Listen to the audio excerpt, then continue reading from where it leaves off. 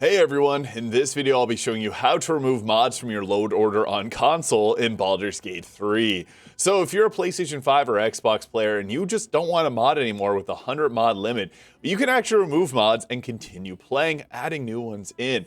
I've been aware of this for a little while now and I wanted to test it and make sure that this did work for me properly, and I can say that it does have some glitches and issues where things like items get removed, but there's ways around that which we'll cover in this video. Now, I'll go over the steps first and then kind of talk about the disclaimers at the end.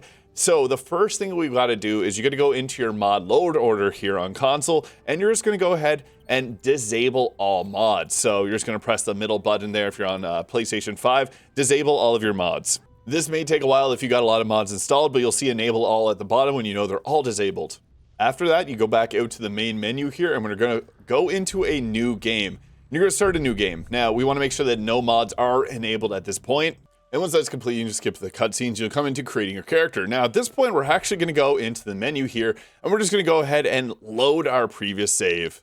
And this is kind of the tedious part if you got a lot of mods installed, because you have to go through it and enable them all one by one. You can't unfortunately do the same trick where you can enable them all when you're in the mod manager. So yeah, this part is just press down, press X, press down, press X. And once they have all been enabled, you're just going to press triangle here or Y and start game.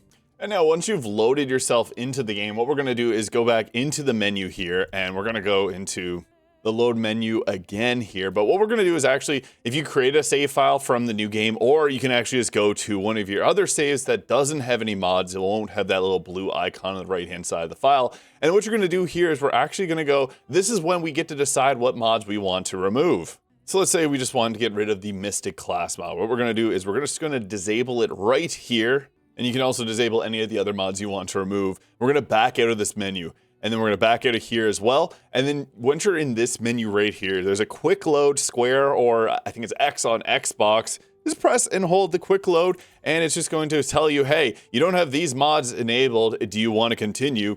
Yes. And boom, we are loaded in with this all updated. And boom, going through the different options that I got here, it no longer appears. So I would just go through your test if you're removing class mods just to see if they're still appearing here. If not, then you're good to go, more than likely.